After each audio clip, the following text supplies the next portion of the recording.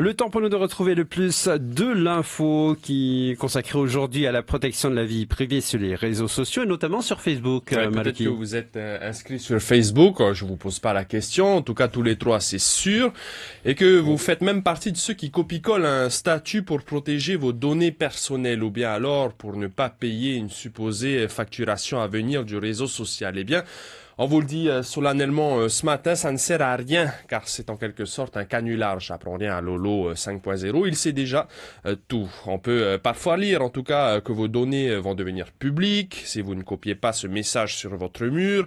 À partir de telle ou telle date, Facebook deviendra payant si on ne publie pas tel ou tel message. Et en plus, pour rendre la publication crédible, on vous cite même des articles de loi ou des médias qui ont soi-disant relayé l'information. Et bien comme dirait l'autre, tout est faux, car publier ces statuts ne protège en aucun cas l'utilisateur. La raison est simple.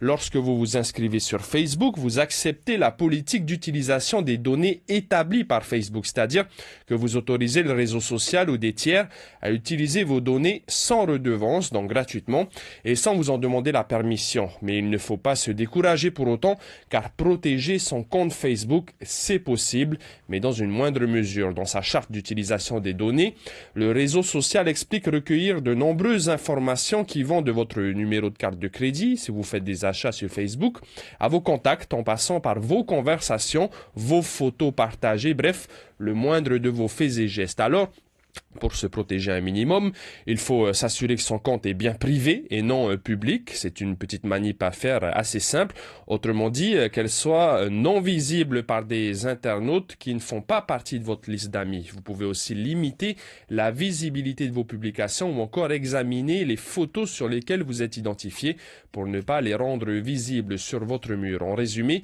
rien ne sert de copier-coller des statuts pour protéger votre vie privée sur Facebook, qui peut faire ce qu'il veut de vos données, alors quitte à avoir une vie sociale, autant qu'elle soit réelle, au lieu d'être virtuelle. Et ça, c'est une fin à la rue, à la manière Lolo 5.0. C'est tout pour le plus de l'info. Tout est faux. Merci beaucoup. Merci.